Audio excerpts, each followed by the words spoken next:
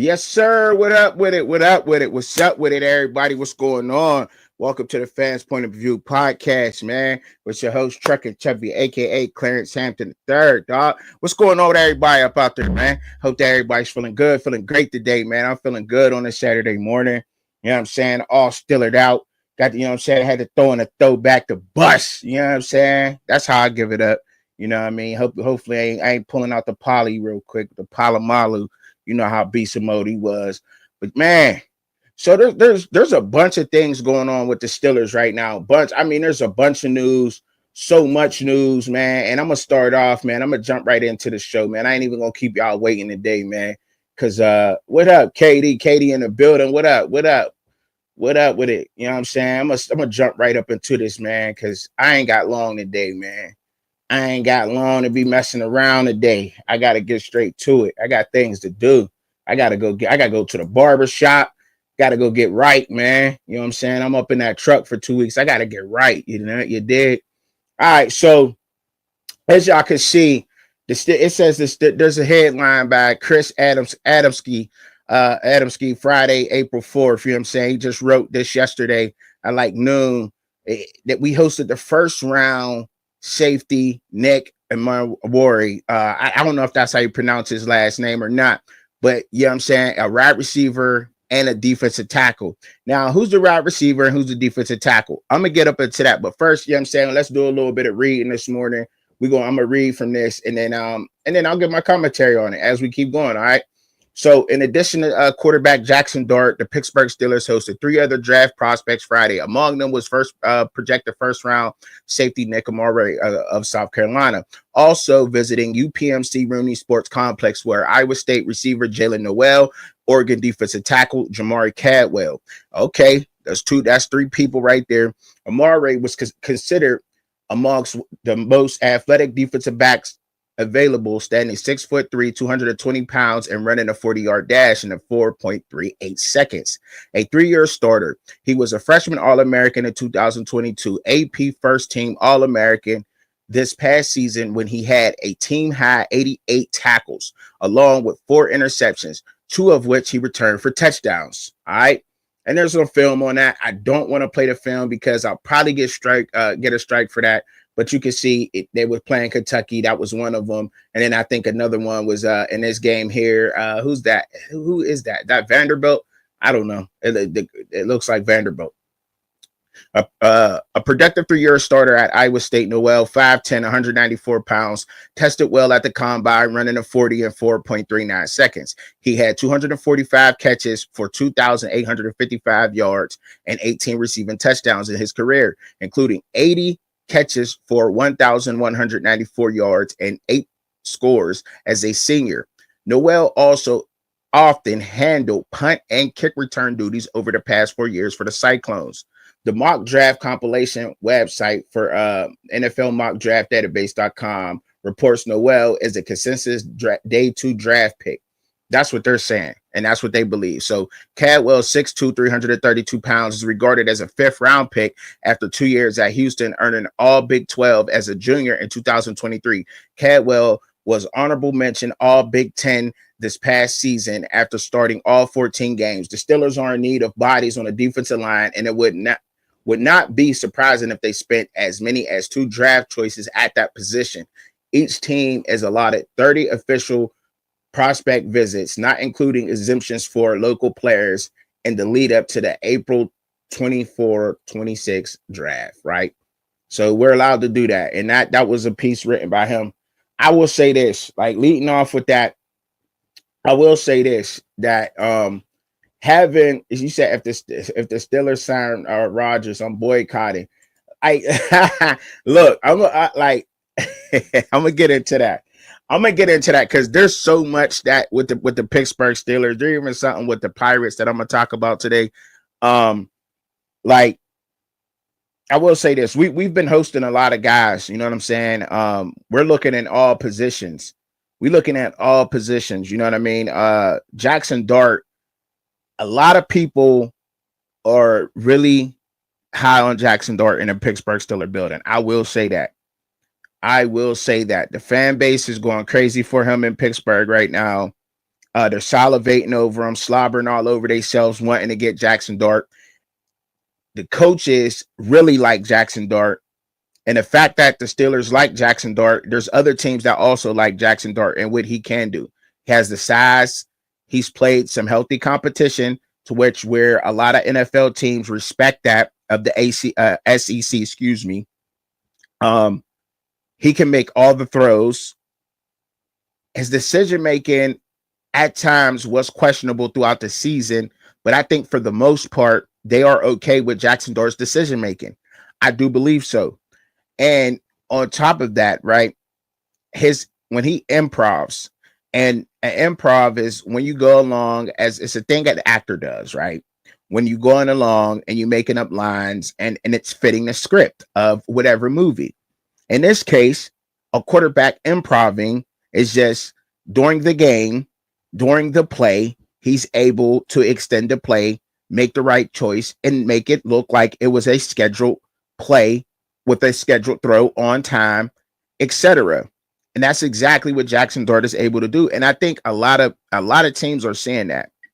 And the reports on Jackson Dart, I haven't done too much research on that. And I'm not going to sit here in front to you and act like I have been.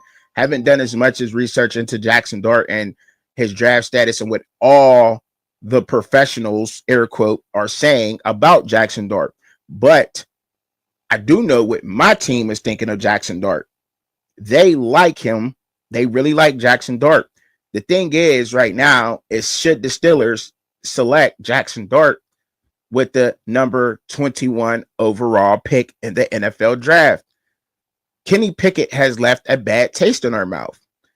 Choosing Kenny Pickett in the first round in the draft has left a bad taste in our mouth. Although Kenny Pickett had small hands, he was athletic.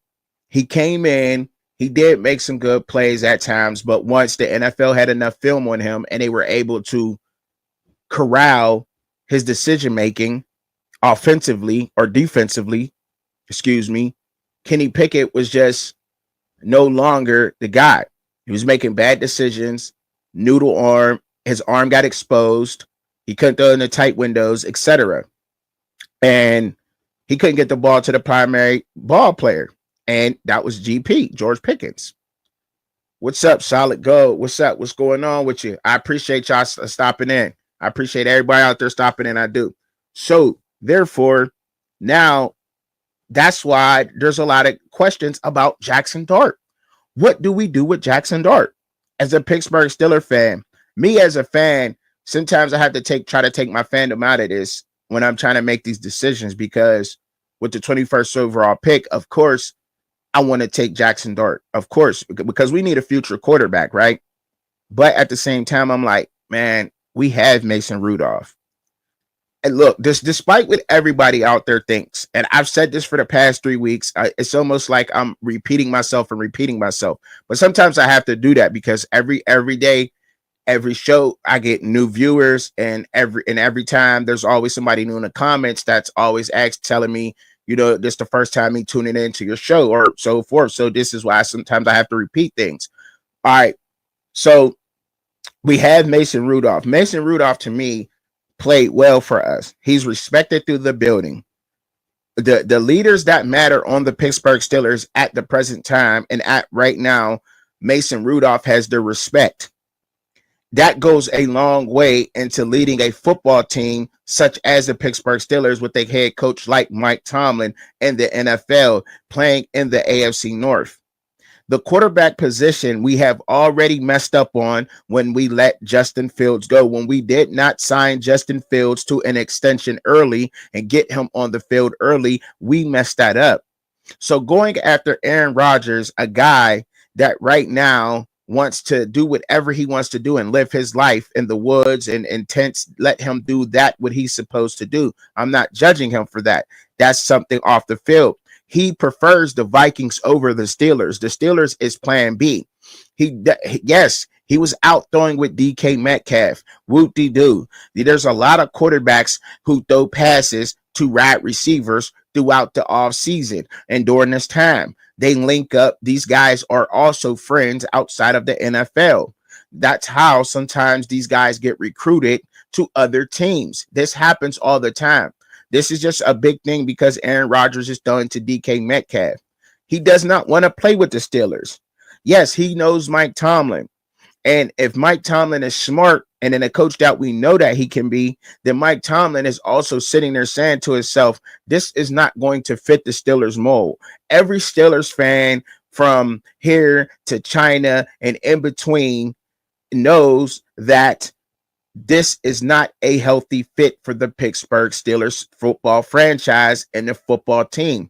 Aaron Rodgers, he has been a great quarterback. He has put great product on the field for us to enjoy throughout the NFL in the years of us watching him. But I'm not saying that his stats did not show up last year, but it did not match the wins of the New York Jets last year. The Jets could have kept Aaron Rodgers. They decided to move on from Aaron Rodgers and plan for the future. That's what they decided to do. So I'm not saying that one man's trash can't be another man's treasure, but what I'm simply saying is that you cannot look at Aaron Rodgers and say that he will fit the Pittsburgh Steelers mold, even if you're not a Steelers fan. That it doesn't even sound right? Now, granted, we are in desperate need of a quarterback, according to the media and everybody pulling everybody in. Mason Rudolph is there. We have to suck it up, Steelers fans. We got to suck it up, y'all. It is what it is. We're not, look, we have to roll with Mason for the year, maybe get Dart in the later rounds or a quarterback in the later rounds, but we cannot afford to pass upon a good defensive tackle or a projected safety like Nick Amora. We in the first round, we cannot pass on those guys. Those positions are in more need than the quarterback position to me. Because just imagine if we would have signed a quarterback, these are the positions we probably would be going after. We probably would be taking a wide receiver in the first round, right? Because that was the plan at first, that we were going to have a quarterback and we were going to be looking at Mbuka from Ohio State. Matthew Golden from Texas is one of our first choices. He also has taken visits to the Pittsburgh Steelers, but those would be our first choices right now, correct? Because I believe that George Pickens might be up for debate for trade if a team is talking properly. We're looking to get back in the second round. I hate to say it, but we got DK Metcalf. We're looking to get back in the second round. If a team in the NFL with a decent placement in the draft came at the Pittsburgh Steelers, I do believe this, with a good trade for George Pickens, we're looking to get back in the second round. I think that may happen. He's up for contract next year. We just threw a huge contract at DK Metcalf. George Pickens was a little bit disgruntled last year. He's probably not sitting real well with Mason Rudolph being at the QB1 as the moment. Let's just be honest, you know. So yes, I do believe that if a good trade came along for George Pickens right now at the moment, we would entertain that. I don't see what would be wrong with that. We need more draft capital. The draft is horrible to a lot of people. I get it. It's horrible to a lot of people. I don't think the offensive line position is good in this draft. We don't think that, but it is what it is, you know? So I'm done with that though. But as far as that goes, I'm gonna read some of this. She said, Katie said, Rodgers is what? Rodgers another washed up has been, same as Diva Russ. I get it, and I agree with that. I don't think Aaron Rodgers is a good fit, and I just don't think he got it like that. I think we need to roll with who we got rolling with and wait till next year's draft. That's what I think. You said Dart is going in the first round, Trucking. Jackson Dart is good. Like, so how do you feel? So how do you feel about Dart going to the Pittsburgh Steelers with the 21st overall pick? Me, myself, I really think that we need to address other positions on the team. Cam Hayward, he has about 2 years left in him to play. He wants to win now. Cam Hayward wants to win now. TJ Watt and Cam Hayward deserve a championship the way that they have been playing. And if we're not going to play them, then we need to let them go to a team and entertain other teams to give those guys a chance to win if we're going to rebuild. And that's why the other day on the Raw show, I talked about trading TJ Watt, because he deserves to play, or you know what I mean, to either get major money, buku money, which we're not known to give super big contracts like that, even though he deserves it, one of the best defensive ends in the league, or let him go to a team that's a championship contender and get him a ring. You know what I mean? I cannot imagine not taking Mike Green or, you know what I mean, or Walter Nolan if they're available at 21. And I think you can get serviceable guys in the later rounds. I do think so. Now, it's a risk regardless of what you're taking, but you for sure hitting with these guys. You are for sure hitting with some of those defensive linemen that I just named. You can't miss with Mike Green from Marshall. I don't care where he played at. You cannot miss with that guy. That guy, he is a football player. He is a baller. And you cannot miss with him. He's ready. He's already exposed most of these so-called best offensive linemen in this year's draft. He's already exposed them, like manhandled them. And we seen that. I believe one show that we showed a couple clips of him manhandling Josh Connolly from up at Oregon, and he did that to almost everybody he faced at the Senior Bowl. I don't care if it was in pads or not, but he just literally overpowered them, speed rushed them, everything. Like, he is probably he's without a doubt a first round pick that you cannot pass on. I don't think you can pass on that. These quarterbacks, it'll be putting a lot of pressure on Dart, because if Dart gets drafted by the Pittsburgh Steelers in the first round, you got to start Jackson Dart, right? And it's going to put a tremendous amount of pressure on him. Like, and not to say that he's not a good quarterback, but that we're not that really far from what up, motivated. What up? We're not that far from a championship, right? So if Dart comes to the Steelers and he don't pan out, he's gone. That's a wasted pick, bro. That's a throwaway. That's like, damn, you like fuck. Because we know he what he can do. But if you could get him in the third, you like, or the second, like the third, or after the first round, you like, okay, cool. But the first, you like, damn, he gotta play. He gotta play. Without a doubt, he has to play. You know what I mean? And I don't want that for a lot of rookies, but you don't necessarily have to play him. And I get it. You don't necessarily have to play him just because you drafted him in the first round. You don't have to do that. We've seen that with Jordan Love up at Green Bay. Panned out great for him. It worked great for him to sit behind Aaron Rodgers. They drafted him in the first round, 10th pick. You know what I mean?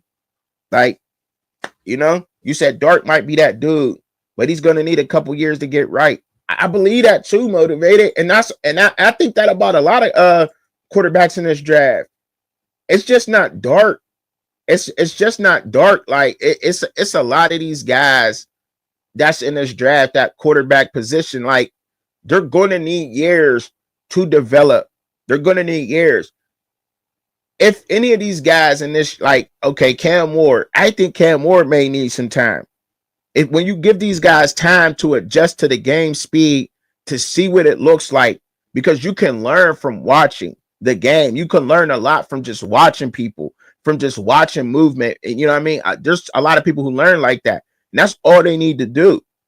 And to have time to adjust to the NFL systems.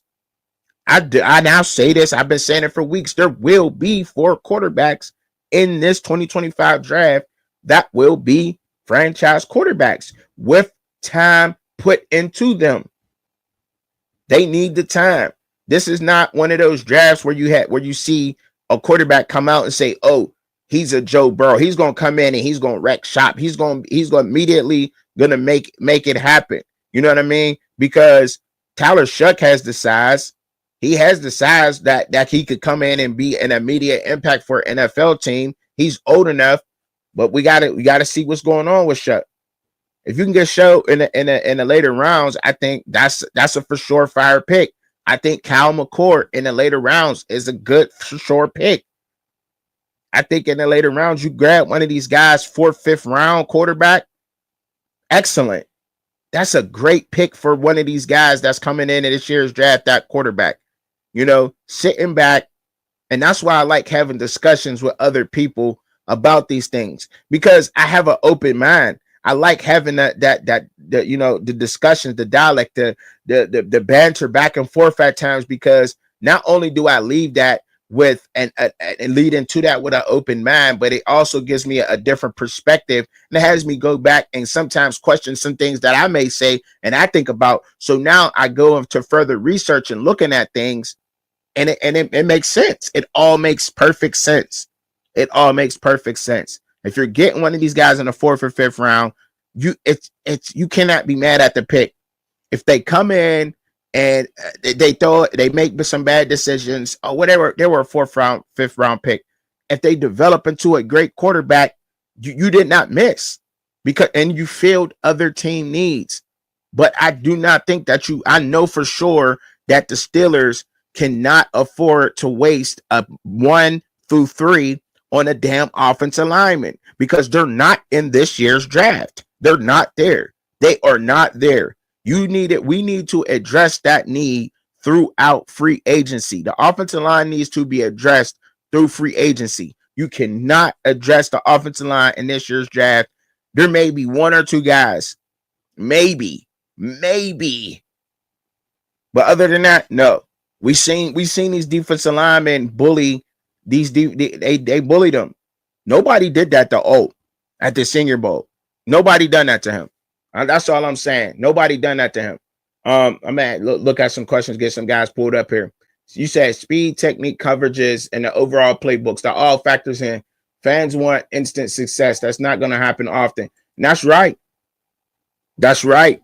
That's right. Motivated. That is absolutely 100% right. Like some people, like it's not going to happen all the time overnight. This is not a microwave type thing. You got to give guys time to develop and to become great players. Now, and I also might be the case for these offensive linemen. These offensive linemen may need some more work. They might need to get stronger. You know what I mean? Get a little bit smarter, faster. You know what I mean? For the NFL. And then they may develop into a good player, but we need offensive linemen to come in right now. You know what I mean? We had guys that we drafted in the past that are still waiting to see the field. We're still waiting to see a lot of the guys that we've drafted to get on the field and play. It's been a while. I dropped the link. Katie says, Trucking, I think the Steelers brought Rudolph in as a bridge quarterback and Tomlin trusts him. Steelers will take a QB. Bet that. I know he did. I know that. I know for a fact that Mason Rudolph is without a doubt, a bridge quarterback. I think he knows that. He's not there to Mason Rudolph is not there to start and be a franchise quarterback for the Pittsburgh Steelers for the future. No, I want to make that clear. I do not think that neither. I know that Mason is there to be a bridge quarterback. You know what I mean? Like I think that we're probably going to get a guy, but I want to do that in round 3, round 4. That's why we're so desperately. I think that's why we're really out there trying to get back into the second round, because we traded the second round to the Seattle Seahawks for DK. You know what I mean? And that's why I think we're trying to get back into the second round as we're speaking, because of getting DK, because we need a pick. We need that pick. You know, we need that pick back. And I know he's a bridge quarterback without a doubt. He's definitely going to be there to pick up. I'm gonna look at get some other things pulled up here real quick. Give me a second, y'all. I bookmarked some things like I always do, but I told y'all about Matthew Golden visiting the Pittsburgh Steelers. Don't know if we're gonna get him or not. I don't know if we're gonna get Matthew Golden. Because I think he's a second round, early second round, late first round pick. I think, and when I say late first round, I'm thinking I could see any of these wild card playoff teams taking him. The Rams, Commanders, Lions, Ravens, Chiefs. I could see any one of those teams taking Matthew Golden in the late first round. And early second round pick for, I don't know. Let's just say the Titans take a quarterback. They take Cam Ward first overall pick. I could see them using their early second round pick to take Matthew Golden. You know what I mean? Like that's just how that works. I just wanted to explain that a little bit into that. And I also done more research. And before we get up into it, before I get up into Colorado talk, I just wanted to play y'all this quick video real quick. It's something that I had and I seen it. How was opening day for you? The owner of the Pittsburgh Pirates. I know y'all really don't like the Pirates. Everything's Pittsburgh for me. He's walking through the building and they're chanting, "Sell the team. Sell the team." That's crazy. But first off, I definitely want to say that he just don't do right. We don't get the talent in there. There's still the Pirates fans. There's a ton of support for that baseball team, a ton, especially throughout the city. But they are super aggravated with him not making the choices that he needs to make for that team. You know what I mean? We get good players in, we trade them out with the Pirates. They never really stick around, don't make us contenders. The Dodgers, the Padres showing us the blueprint, even the Phillies, across, on the eastern side of PA are showing the Pirates how to do these things, and we really don't do it. Really don't do it, man. It sucks, man. So the fans are very frustrated in Pittsburgh right now. They want them to sell the team, get a new owner in there because they're tired of losing. They're tired of getting good guys, and Pittsburgh just being a stepping stone place for baseball players. They want to win now. I just wanted to let y'all know that. You know what I mean? A little bit of baseball, sports with Trek and Chubby, not just the Steelers or whatever else. We talked about Jackson Dart. I done my research on the Colorado Buffaloes pro day. All right. I done it. I actually done it. And I got into it and I looked at everything. So Travis Hunter not running or doing any drills at the combine to me was perfect because he's looked at as being a defensive back, right? Some people, he's showing off his right receiver skills. He ran very crisp routes. When I looked at the I don't know the highlights or doing my research or whatever this is, like, you know what I'm saying? I'm looking at it. He ran very crisp routes. His routes were crisp as shit. I'm just letting that be known. We know he got good hands. He didn't have gloves on. That was making a statement. Like, but we know he got soft hands. Travis Hunter is a fucking problem. He's a beast. Travis Hunter is an absolute beast. I've made fun of Travis Hunter before. Yes, I did. And I tell him that to his face, but that damn it, he can play some damn football. Do you hear me? He can play the damn game. And I know he's going to translate well to the NFL.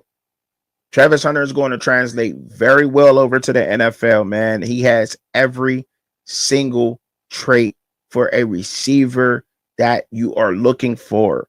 Every single trait. Playmaking ability, soft hands, awareness, attentiveness. The one thing that I think I don't know if it's going to get him in the NFL or not, but we'll see if he has the strength to get off the line on some of these cornerbacks.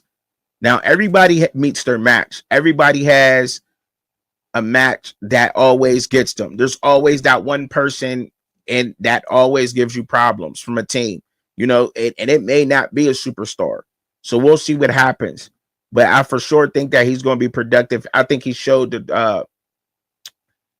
Travis Hunter showed the scouts exactly what they wanted to see out of him and what they needed to see. Now, Shedeur Sanders. Let's move on to Shedeur Sanders because we know Travis Hunter did his thing. I still think that Travis Hunter should be the number 1 overall pick in this year's draft because he's a for sure pick. He's for sure. Like, do we know what Cam Ward's going to do with the Titans? We know Cam Ward's a good quarterback. We know he can spin it. Is he going to save the Titans franchise? You know what I mean? Is he going to come in and you know what I mean? We don't know that, right? Abdul Carter, we do know that Abdul Carter will come in on the Titans defense. He will make plays. He will make impact on that defense, right? He'll make cornerback play a lot easier for the Tennessee Titans. So I can see that pick. Travis Hunter will open up that field a whole lot, and he can still play some cornerback, you know what I mean, and receiver. That's 2 guys and 1 pick, and let's not forget top 10. He was top 10 at what was he at number at cornerback? He's, you know, when you put all his stats together, he's a top 10 guy. You know what I mean? Statistically. But we know for sure, without a doubt, he's a top 5 guy coming out on both sides of the ball. That's been talked about by everybody on every major media and network. I'm not saying anything special here, but we've seen it on film. He's put it together on film. Some of the best cornerbacks in this year's draft, a lot of the guys who were at the combine, invited to the combine as a defensive back. Now, let's not forget that we're in the Big 12. There was a couple of Big 12 representative DBs there. They got that work by Travis Hunter. They got that work. Travis Hunter put that work on him. And I think he could have did that anywhere. For sure. He's a for sure pick. You can't go wrong with the dude. You just can't. Like, and I don't understand how in the hell a Heisman Trophy winner like Travis Hunter, a ball player like Travis Hunter, something that we've never seen before. We've never seen what he done before. Win a Heisman Trophy. We've never seen what he done before.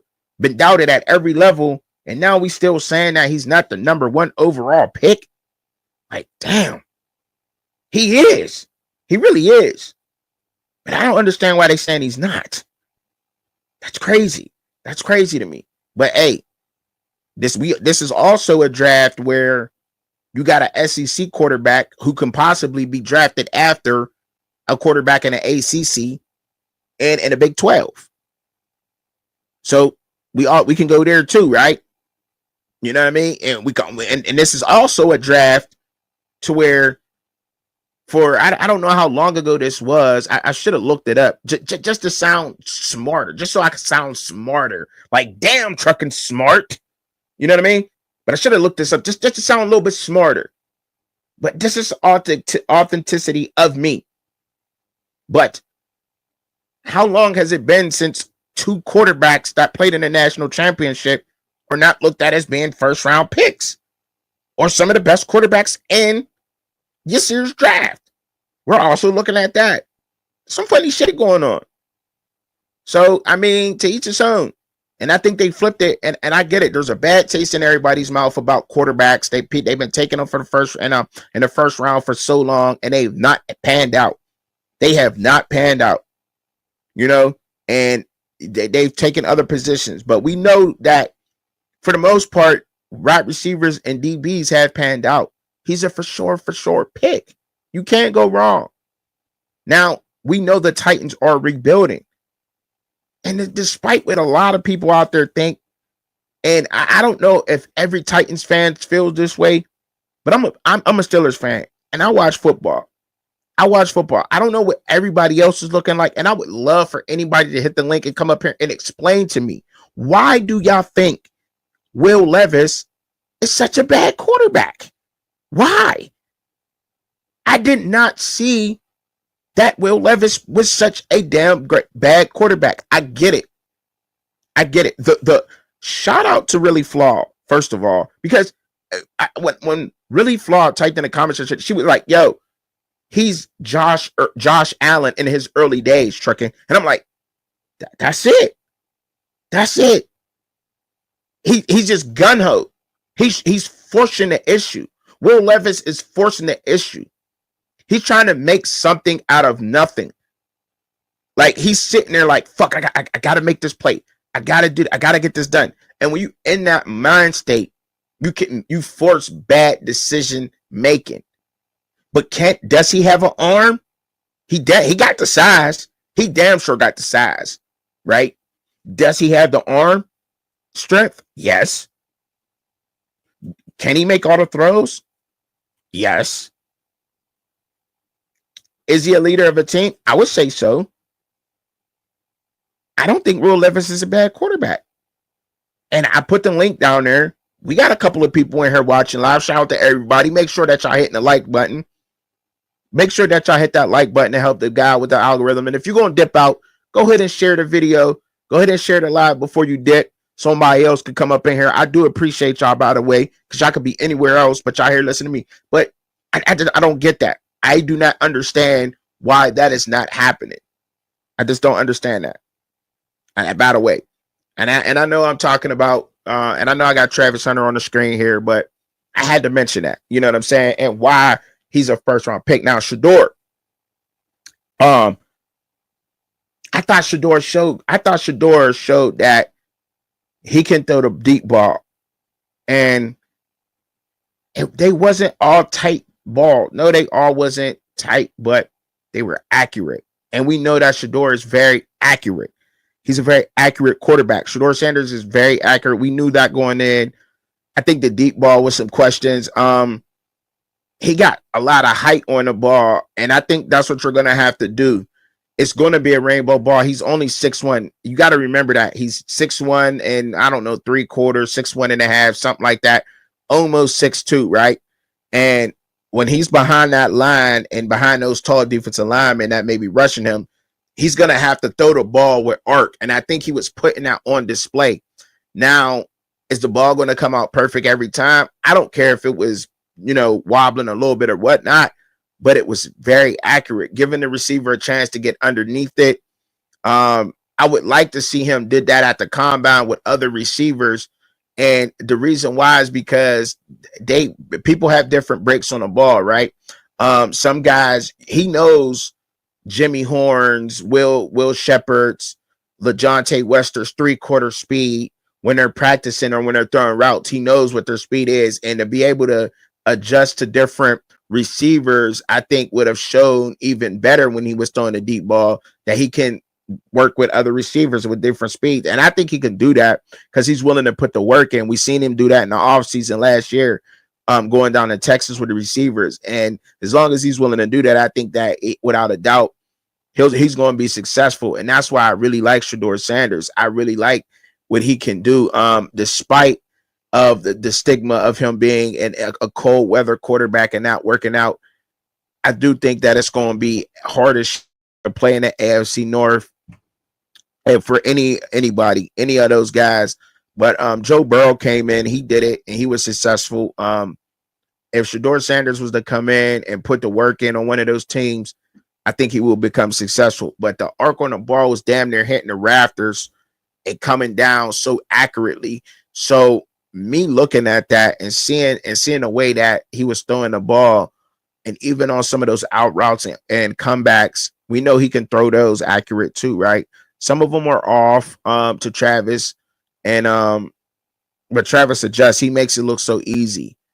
That's the only question I got. Like, you know what I mean? Travis catches everything. He made it look so easy for Shedeur. Like any mistakes that Shedeur had made, throwing it behind him or whatever, that's not easy to adjust to. Travis Hunter made it look easy though. But yeah, all in all, man, I think that when you look at Shedeur and Travis, I think they showed the scouts exactly what they needed to see on for the draft. Now, do I think that Shedeur is going to be a top 10 pick? It's tough to say at the moment. It's tough to say. But I do know and I will say this, Shedeur Sanders will be successful in the NFL. I will say that. And I think that that's despite what team he goes to. And I'll go as far as saying that because we've seen what he does when he's leading a team. When he, he's willing to put that work in and go the extra mile. Everybody's willing to put the work in, right? But he's willing to go the extra mile to make sure that it's getting done and he's winning football games, whatever it takes to get that done. And that's why I think that he'll be successful at the NFL level, because he could do everything else. But I really do like Solid Golds, because I'm gonna say Solid Gold said it first, because that's the first person I heard it out here in these YouTube streets, that he said Teddy Bridgewater. I seen professionals compare him to Teddy Bridgewater, and Solid Gold also said Andy Dalton, and I seen and they just that actually even went viral, the Andy Dalton comparison, but I heard it first here, in the YouTube streets by Solid Gold. So shout out to you, bro, because I gotta admit that, you know what I'm saying. But there's nothing wrong with being compared to Andy Dalton. I think Andy Dalton was a hell of a quarterback. I really do. I think Andy Dalton was a hell of an NFL quarterback. He's thrown for a lot of touchdowns. He was very accurate.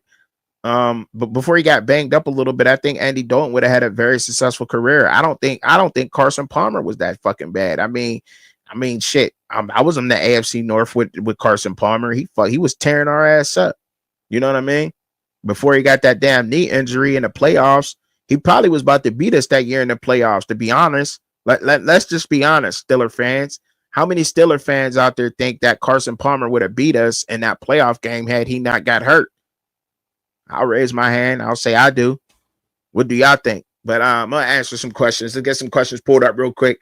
You said the Titans are stupid if they don't trade down with the Browns for a bunch of picks, and they can still get a top QB at number 2. It's a no-brainer. Yeah, true. She says, you have a point about Levis. Now I'm more convinced the Titans should trade down. Like, I mean, I just don't look. I just don't think he's that bad of a quarterback. And I'm waiting for, I got a few people watching live right now, and I like that. But look, hit that link. Let's come up. Let's have that conversation, because I'm waiting for somebody to. And look, I'm not a very good arguing guy. I'm just not a good debater. That's just what it is. So I really want to hear what you really have to say authentically, and nothing you say can be stupid on the show live at all. So don't ever think that anything that you have to say is dumb, because it's not. You know what I mean? I don't care what it is. Conspiracy theories, whatever you want to say, get it off. But I don't think that I just don't think that Will Levis is that bad of a quarterback. And I'll repeat that again. I don't think so. I don't think so. If you could have said that about Josh Allen in his early years too, easily. But he's matured into one of the best you can argue that Josh Allen is the best quarterback in the NFL. Very good argument. You can put an argument that Lamar Jackson is the best at quarterback in the NFL. You could argue that Patrick Mahomes is the best quarterback in the NFL. Jalen Hurts. You could argue he's the best quarterback in the NFL. I think Jalen Hurts is the best quarterback in the NFL when it comes to the read option and the RPO, run pass option. I don't think there's a quarterback that does it like him. And you really have to look at the Philadelphia Eagles film and really look at the way that he breaks down these defenses before the snap. But Bo Nix is on his way into turning into that. Pre-snap, reading the defense, Bo Nix is fire. He's really good at doing that. And when you look at the games, like, it's crazy. And with Sean Payton behind him, Bo Nix is going to be a problem also in the future. Yes, I'm waiting to see. I can get it. Look, I'm gonna say it right now. Right now, April 5th, 2025. Bo Nix will not have a sophomore slump. I will say that. I don't think he'll have a sophomore slump like CJ Stroud had. I don't think he'll go through that. I don't know. I don't think he'll have a slump. I mean, compared to I don't even really think that CJ had one. I just think that he had some things that he had to work through. They were keying on him because they knew what he can do. They slept on him. You know what I mean? So, and he did what he did. He, came in and set the NFL on fire. So I don't really think that was. But So let's move on to some other sports. I appreciate y'all rocking out with me. Make sure y'all hit that like button, man, so that we, I'm saying, we up in here. They know we live, man, and everything. So and share the show. You know what I mean? I appreciate you stopping through. If you only stop through for a little bit, that's cool too. But make sure that you hit that like button, though. You know what I'm saying? Share the show so other people can have a chance to enjoy trucking or not enjoy trucking, whatever. Give them the choice. I appreciate you doing that too. The Huskies whooped the Lady Huskies whooped the Lady Bruins. They went belt to ass on them. Let's just call it what it is. You know what I mean? Like, and they're beating people. I told y'all this. They are different. Paige Buckner's is different. I told y'all this. I told y'all this last week. They're different. They are whooping people so bad. Like, do we think that Dawn Staley's team is going to beat the Huskies this year? Let's just keep it a buck. Without Ashton Hawkins, now Joyce Edwards, the true freshman, Joyce Edwards, she's showing up. But Mylasia Fulwiley has to show up. Or, you know what I mean? She has to show up. Bree Hall, the guard play, and it got to be for Dawn Staley to win this UConn game. It has, they have to play better. The guard unit cannot be Tahina Pow and Joyce Edwards down low. Now, and granted, it's more than that. It is more than that. But they need those guards to show up because the guard play for UConn is off the chain. And they can stretch the floor and play, you know what I mean, and have their bigs on the perimeter, mid-range, all three phases of the post, mid-post, high post, low post. They just play the floor so well. They're just a well-coached team. And we're going to get a hell of a ladies final. We are going to get a hell of a ladies final with the Lady Huskies and the Lady Gamecocks because these are two of the most talented teams in women's college basketball. Although I think that Texas or UCLA could be sitting here right now, either or, because I told y'all that, and I really meant that. Any teams in the Elite Eight, all of them could have beat each other, but those two teams are just playing on a different level right now. They've been here before. And that matters. And now I'm seeing that in college basketball. That matters. Like that experience of getting to the Final Four, that matters. Because there's a different level of basketball that you have to play with. And same thing with the college football playoff. And look, I know I'm talking about women's college basketball, but I'm talking about just being in the finals of, the Final Four.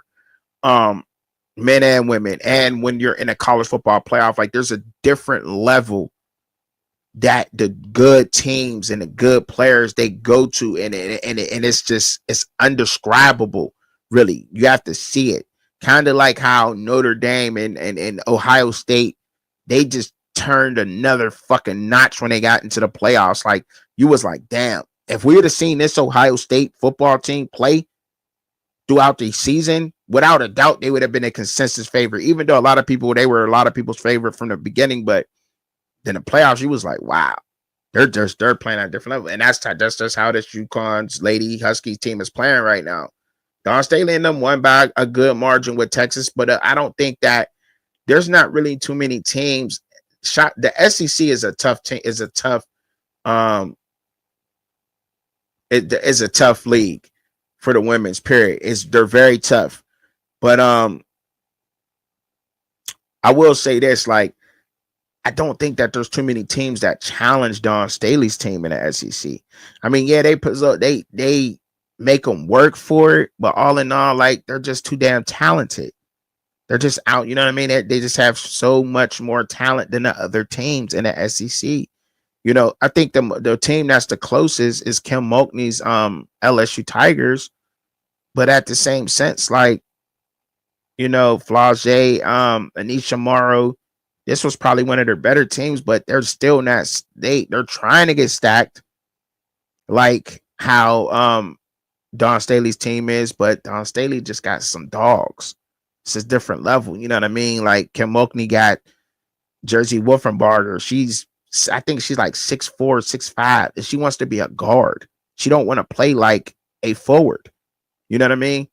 Like she's just getting used to playing like a forward, banging down low, getting stronger. Like, you know what I mean? Like, and that can be a problem when you got somebody like that's kind of like what Anthony Davis is. You know what I'm saying? Like Anthony Davis wants to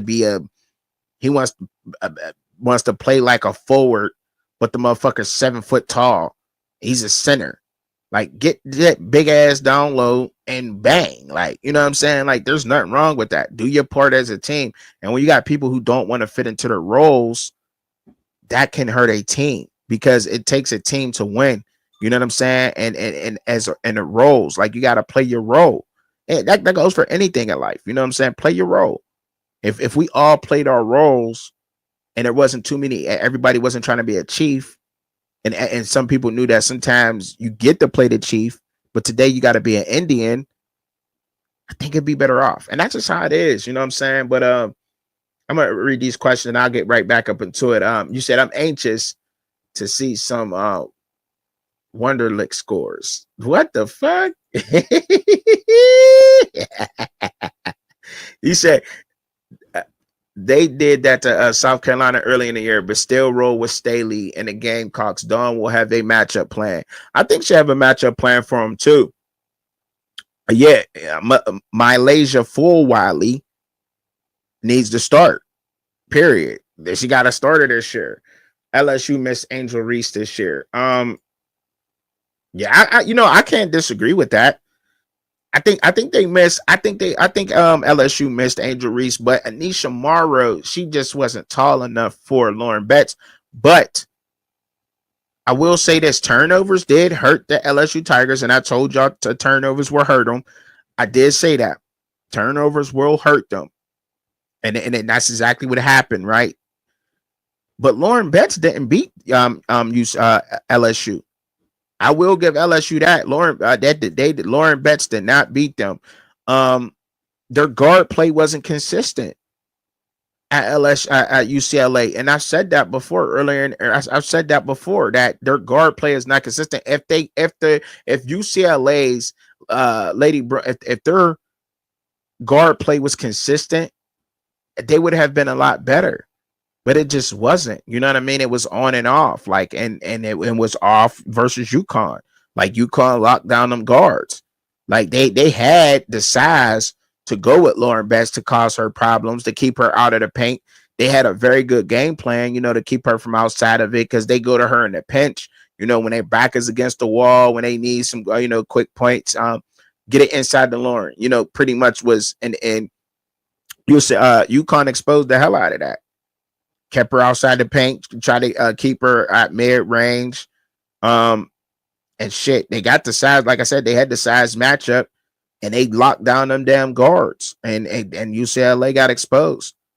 That was the blueprint that beat them all over. Like, I mean, who was I can't remember who was the first team to beat up on UCLA, but they showed us the blueprint earlier.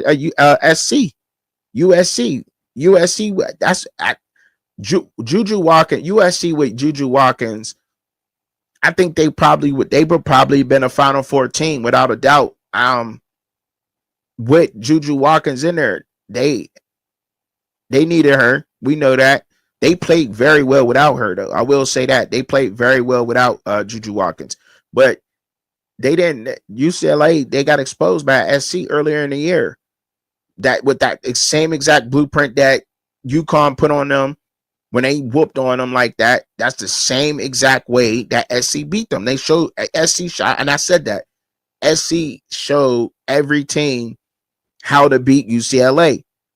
They did that. What up, JB? JB in the building. Salute, fam. What's up with it? I already dropped the link. You can scroll up in the comments if you would like to come up and talk. You know what I'm saying? But if not, it's all good. I'm rocking out. Well, what's up, JB? I appreciate you being in here, bro. Hit that like button for me, bro. And if you ain't gonna stick around long, JB, share the link before you get on up out of here. I appreciate it, fam.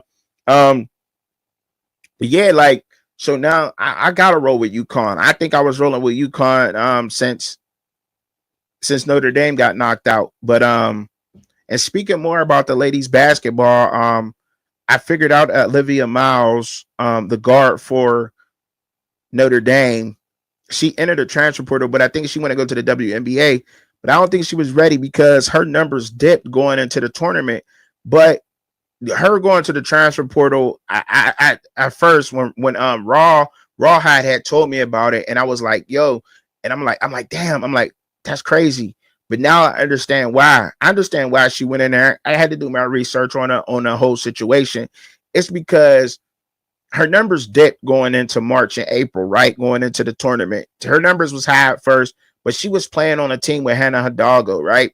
Hannah Hidalgo she's very good. She's shorter, but she's very, very good. But Hannah Hidalgo needs a spot up shooter, not a Olivia Miles. Hannah Hidalgo needs somebody who can sit there and take that set knockdown shot. I don't understand why, and they got that. Sonia Citron can play that role. Sonia Citron does not need to have the ball in her hand all the time. You know what I'm saying? You know what I'm saying? Like I don't really think that she, like, if when you watch the Lady Notre Dame basketball team, you see how Maddie Westbeld can stretch the floor, shoot the three, play down low, how physical she is. The freshman they had this year, I keep forgetting her name, but shout out to her because she stepped up in a major way. They're gonna be ready next year to compete. They got the body. The King that transferred in from Pittsburgh, she came in and played so good at the 3 and the 4 position this year.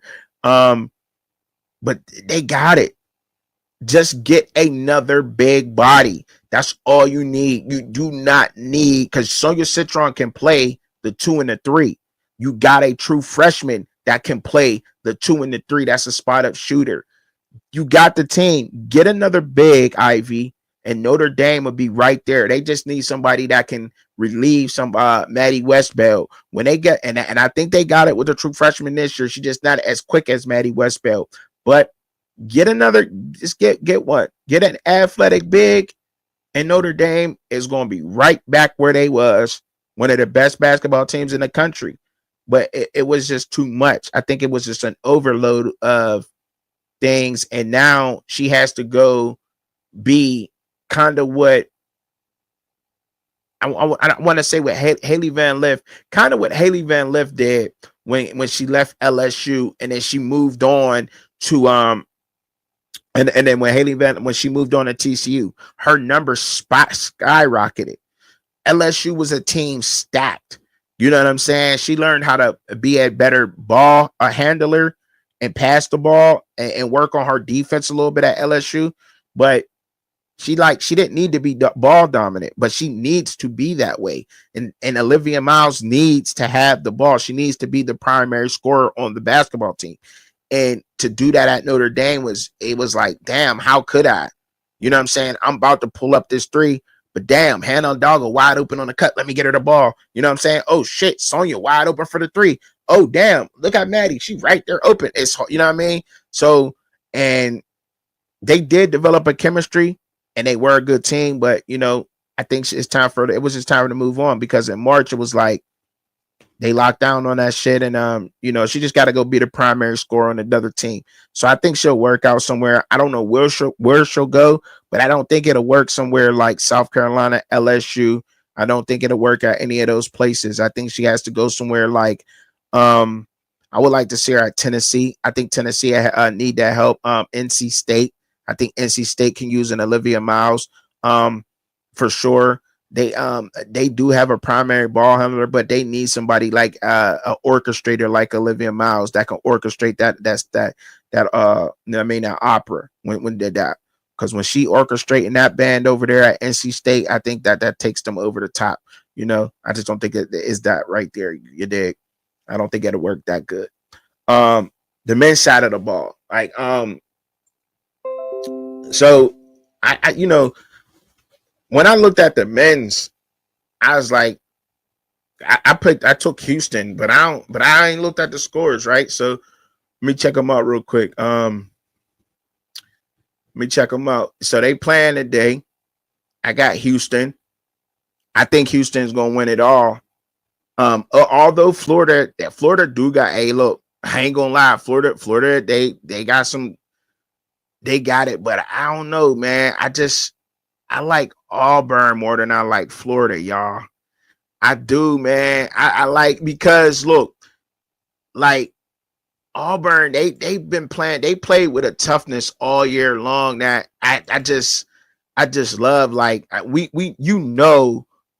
that that Johnny Broome is Auburn all day. Johnny Broome is him, but why not? You got to get the good guard played by Miles Kelly. You got to respect him. You got to respect him, right? Dalen Cardwell, you got to respect him, because even though sometimes Dalen don't show up on the stat sheet defensively, he's there. I think they got a well put together team. We know they're a defensive minded team first. And in basketball, I like defense first. I like a player. Some of my favorite players, like they play defense, very good defense, but they also can score. And I don't. That's just the way that I like it. I respect guys that can go out there and score and shoot, but can you play defense? Can you lock down somebody? And that's why I like Auburn out of there. But I took Houston when I made my bracket. I took Houston to win it all, because I don't think that nobody can fuck with Houston. They just on a different level. Houston's on a different level when it comes to NCAA basketball. Like, I'm gonna just keep it real. Now, granted, they got Duke. And Duke ain't playing no goddamn games. We know Duke is gonna bring it, and they're going. We know they're gonna play hard. But you seen what they did to Tennessee. We seen what Houston did to Tennessee. Now, granted, Tennessee ain't. You know what I mean? You could say, "Oh, they ain't good. They ain't this." Man, listen, they play team basketball. Like, when you have to look at the way that they play. Houston plays team ball. Like, everybody gets it in. Everybody do. It might be Emmanuel Sharp this game. It might be Malik Wilson the next game. It might be LJ Cryer the other game. It may be Joseph Tigler down, you know what I mean, down low, or Jawan Roberts down low. It may be one of them guys. You know what I'm saying? Like, and they get the job done as a unit, as a team, and they go full throttle at you, and they play good fucking defense, and they score. They're tough. They're different. Houston is different than me. I don't think that now Duke is going to be a challenge for them. Duke is going to challenge them. You got the number one scorer in the motherfucking country. You know what I'm saying? The best true freshman since, you know what I'm saying, Carmelo Anthony out there on your ass. You know what I'm saying? Like, I've heard a lot of that about Cooper Flagg. You know, you seen what they whooped Alabama's ass. Let's grant it. They did. They whooped Alabama's ass, belt to ass on them.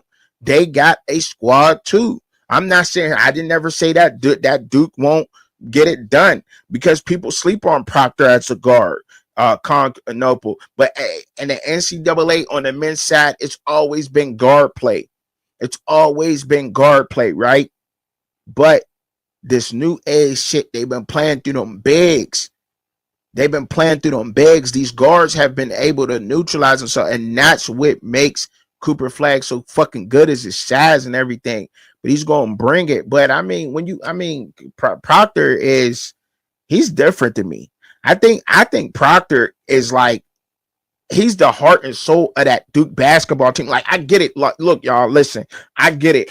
Cooper Flagg he's great at what he does. He is an excellent scorer. He gets the job done. But when you look at them playing in a game, every successful game that this team has had, that when I went back and I looked at the highlights and extended highlights of this game, of this team, to understand this Duke team more, Proctor is their heart and soul. When he has a good game, if a good game is 10 points, 5 rebounds, 5 assists. If he can have at least just that, and he's playing fantastic defensively, I think Duke is just different. But if he's having one of those days where he's scoring 15 points, you know what I'm saying? 15 points, 5 rebounds, 2 assists, something like that, they're gonna win. They're gonna win. Because Proctor just gets them different. And look, I'm just saying, maybe I'm looking at it different. I'm just giving y'all a simple breakdown because I don't quite know the X's and O's of the basketball game. You know what I'm saying? So I'm giving y'all the simple version of a very intricate version that a basketball aficionado can give you, or you know what I mean? That's all I'm saying. And also, you know, when they have somebody come off the bench like Mason Gillis and Caleb Frost, or which one of those guys is going to come off the bench and be able to provide good bench minutes in this Houston game? But it's going down. It's going down. And I would like to know what everybody out there think. Like, y'all give me y'all picks down there.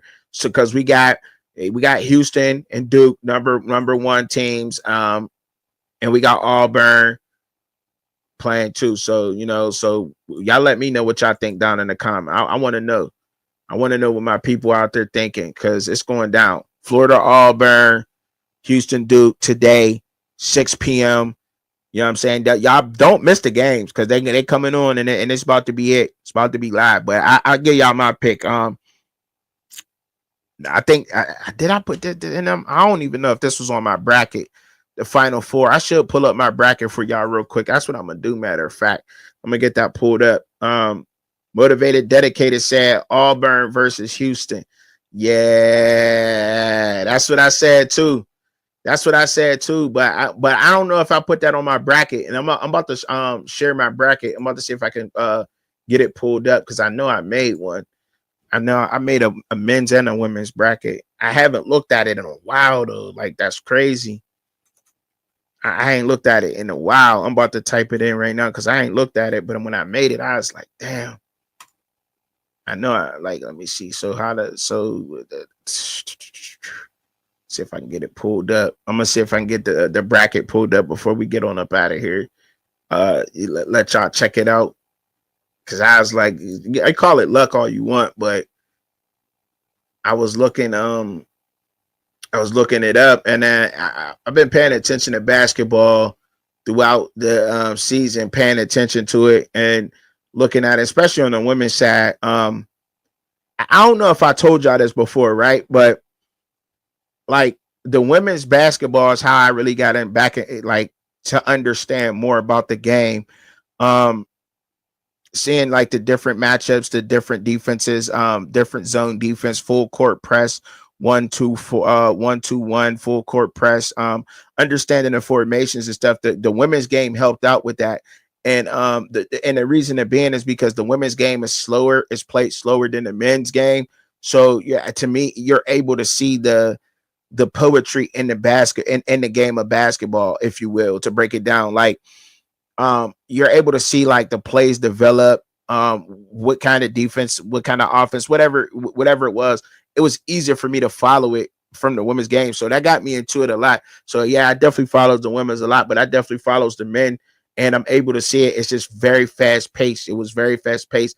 And if you're not a basketball player, you didn't grow up knowing these formations and whatever else, then yeah, that shit can like confuse you a little bit. But I'm keeping it a buck. Like, ain't nothing wrong with it. You know what I mean? Like, just keeping it a buck with y'all here. You know, being honest. Sometimes it gets you hurt, but hey, it is what it is.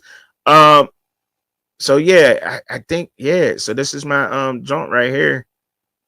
This is my thing. I'm not good at all. I'm only got 104 points and 64 remaining. The top leader is 124 points, so I'm 20 points off. I thought I made a women's bracket too, but hey, I don't know. So let me view my picks, my bracket. Yeah, for the most part, I thought I had Michigan in there. I had them in there. Damn, I had North Carolina beating Ole Miss. I thought that would happen, but that didn't happen.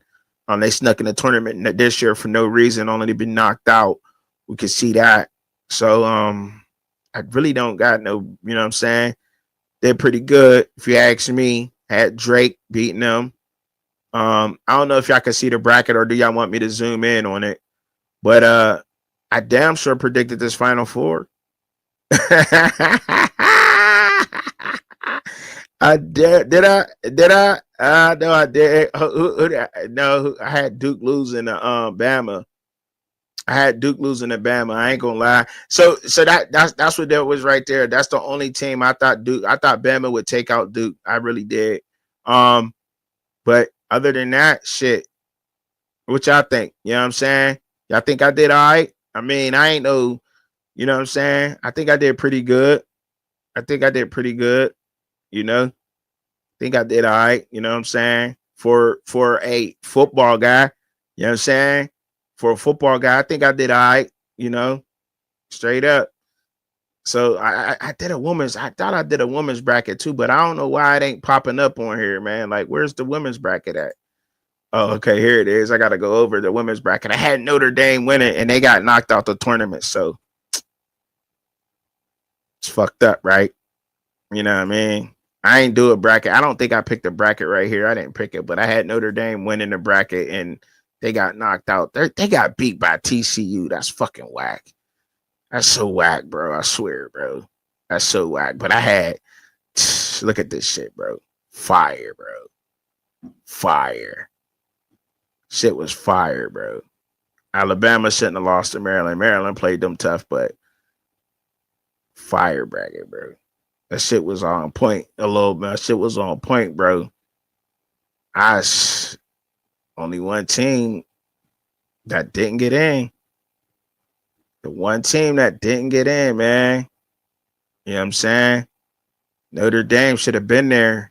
I even had, look, it's fucking crazy. I got UConn in the final. I just thought North Carolina get knocked out by Notre Dame, to be honest. But that was it. You know what I'm saying? I thought Notre Dame had it this year, bro. But that's it. That was it, man. That's that shit right there. Yo, Mo Bang. What's up, RTAO? Shout out. Shout out to you. I'm Aunt coming through supporting the guy. What's up? With the 1999 super sticker. Appreciate that very much. Appreciate that. Oh, man. Yeah. Mo Bangs, I say what's up. But yeah, that's what happened. I had my bracket. I don't know if y'all can see it, but I ain't know. I ain't zoom in. Oh, yeah, because I ain't zoom in on it a lot. But yeah, that was my bracket, y'all.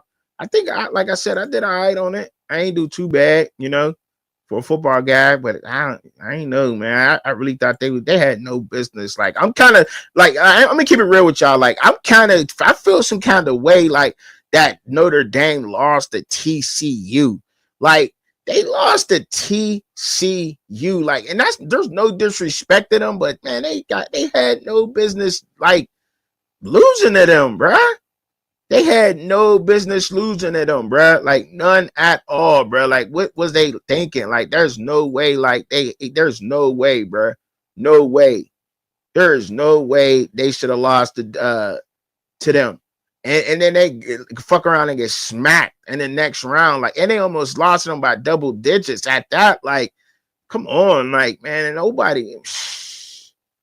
Man, I don't know, man. I'm just saying, bro. They just had no business with losing to TCU, bro. TCU, and they played hella good, you know, but they had no business losing to them, man. But my men's bracket, I'm gonna zoom in on my men's bracket for y'all real quick. Where's it at? Because I just had it up. I gotta go to the top of my page again. How did I pull that one up? Oh yeah, my brackets. Okay. I just had it up. This shit is confusing a little bit at times, man. Okay, there it is, right here. So I go to my men's bracket right here. My team's just all the way in, and I can zoom in so y'all can see the certain sections of it. And I think y'all can see it better now. But I could hold on. I could make it bigger too. Let me make it bigger for y'all out there. I just got to switch my screen around for y'all. All right, there it is. And then, yeah, there it goes. So then that's the first section right there. You know what I'm saying? Did all right in that. I think I had Michigan obviously beating UC San Diego, but I thought they would beat Texas A&M, to be honest. The way that they've been playing, I thought that Michigan had a chance to beat Texas A&M. Way that they're playing on the men's side of the ball. Um, Damn, I thought North Carolina sneaking in the tournament, actually cheating their way into the fucking tournament, was going to give them a little bit of push, and they was going to go a little bit deep in the tournament, but they shouldn't have been there. But I did have Iowa State balling out, and going in and advancing. I had Auburn and Michigan State coming out of that bracket. Obviously, I got those two right. New Mexico had that wrong. Marquette, you know what I'm saying, had that one wrong, but I had Michigan State advancing in there.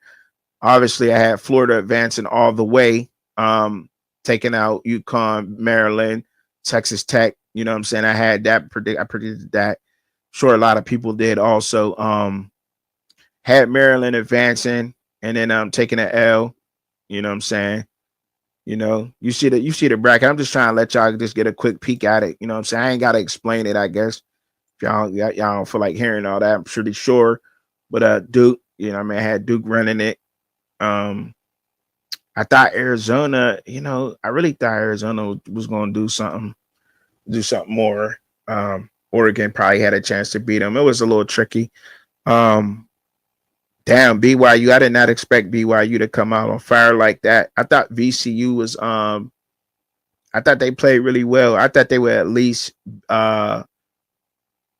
know what I'm saying, come out of that one a little bit unscathed, but they didn't. So that's pretty much the bracket I fucked up on part with Duke. Very, very confusing, but Houston had them running the table. You did. Definitely had them running it. And that's pretty much it for the men's side. And I think my tiebreaker, I think I got the game, the championship. No, so what my championship game is Florida and Houston. So that's who I picked. I picked Florida and Houston to go. Now Auburn. Well, although I do think now that Auburn will advance, I do think Auburn will advance over Florida, but I had Florida and Houston in it on according to my bracket. And the tiebreaker being 79-77. I don't know if that'll happen, but that's what I did. That's what Truckin did, man. That's what I had. That's my bracket, man. Damn, I did good for a football guy, man. Just to let y'all know, man. I be watching this shit, man. You gotta do it's a lot of work that go into it, but it is what it is. It is what it is. It is what it is. You know what I'm saying? Gotta be out here. You gotta be on your toes, gotta be 10 toes down. You know what I'm saying? Doing your research, making sure you know your shit. You don't just be yapping. You don't be out here just yapping. You be on you gotta put in the work. Gotta put in the work, man. You gotta understand the sport of stuff.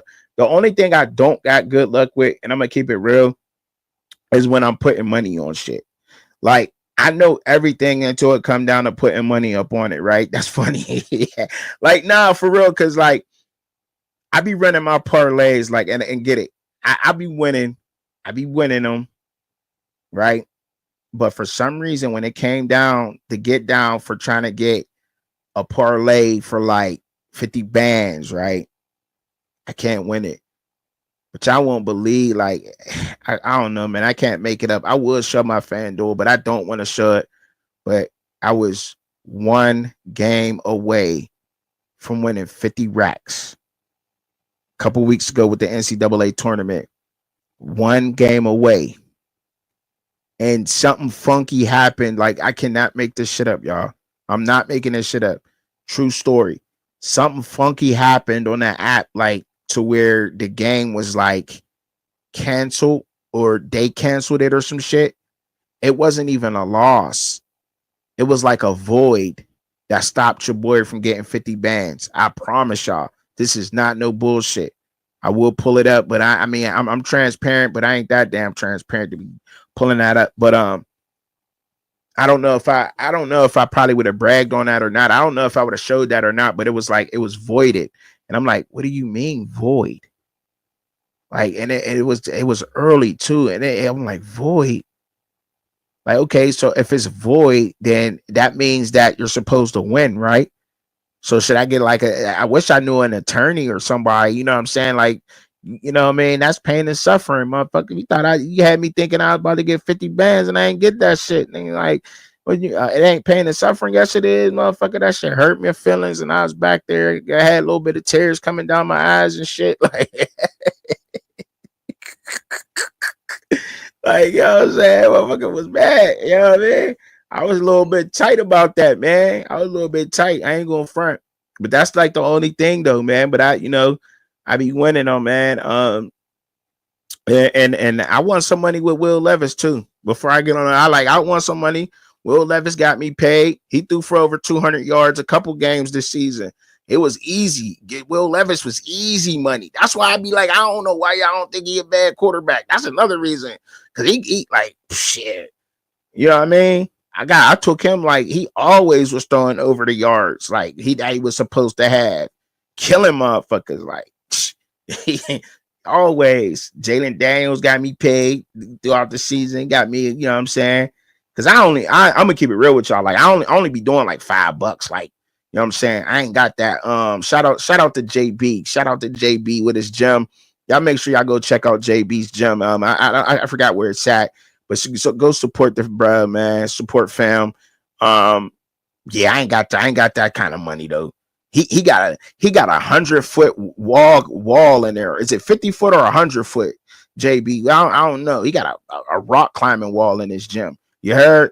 You know what I'm saying? Like bro got he got the white Nike weights and shit. Like they weights, but they white. I ain't never seen white weights. You know what I'm saying? Like they clean. Like, you know what I'm saying? Like I've seen like the green ones. You know what I'm saying? I've seen black. You know what I'm saying? But I ain't never seen the white ones. And they Nike. You know what I'm saying? Got the Nike check and shit on the bars. The bars is Nike. Like what? Like what? Ooh, like that's fancy. That's like, you know what I'm saying? You never seen that shit before. That's that new age. You know what I'm saying? Got everything in that gym though. But shout out to you, bro. But yeah, I only do like $5. Like, you know what I'm saying? I'll do $5 and I'll parlay like 7 games or 7, like, you know what I'm saying, 7 picks or something. That usually gets you about, if you do it right, you know what I'm saying? Sometimes 7 games it gets you, if you win and if you choose it right, it gets you somewhere between like $500. But when you only put $5 down and you win 200, you up. You know what I'm saying? You can't complain. You know what I'm saying? Little change get you throughout the week. You know what I'm saying? Get your lunch money. You know what I'm saying? If you're out there catching public transportation, you got that. Got your train money. You know what I'm saying? You got your parking meter money. You know what I'm saying? You know, that's all. You know, that's it. You know, then you ain't gotta always come up. You know, you ain't always got to hit for the $1 million. You know what I'm saying? But sometimes, you know, that's all I put down though. You know what I'm saying? I don't go over 5. You know, if I hit 10, if I do $10, then shit, I better win. But I only do those. I only do the $10 ones when it's free, when they give it to you. You know what I'm saying? They give you one like, here, this is a no sweat bet or something like that. Here go 10.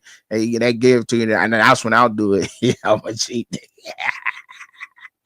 I mean, hey yo, man. Hey man, look, man, I love y'all, man. I love rocking with y'all, man. Everybody out there that's tuned in, man, to the fans' point of view, man. I keep saying that I'm gonna call Shad, man. I better hit my dog up, man. I haven't even hit him up, but I'm gonna hit him up though. Get him up out here, man. Hey, look, I appreciate y'all tuning in, man. Y'all could have been anywhere else, but y'all was here rocking with me. Make sure that y'all hit that like button, share the stream. I'll be putting out some more videos throughout the week. I'll try to get a little compilation, something together for y'all, man. I've done all the Power 4s. I don't think nobody's really interested in the Mountain West, the MAC, Sun Belt. I don't really think y'all is, but I'll inform y'all on those conferences. But I don't think y'all want to get the quick looks like I did the other power conferences. You know what I'm saying? Maybe this week I'll just do a short one and I'll kind of get into a little bit more depth with the quick looks, and I'll hit like Notre Dame, UConn, or Oregon State, and who the other Pac-12 and Washington State. Maybe I'll give like a little bit more in-depth look, and I'll actually talk more on that team and some of the players and whatnot. So be on the lookout for that this week coming up. If you become a member, then every quick look and some of the past fast point of views, you'll always have them. It's only like $2 to just jump in to help support the channel, help support the boy. I appreciate y'all, man. But like I always say to y'all, and we always need to do it for each other. Pray for each other. Y'all pray for me. I always got y'all in my prayers, and I appreciate y'all for tuning in, man. Peace.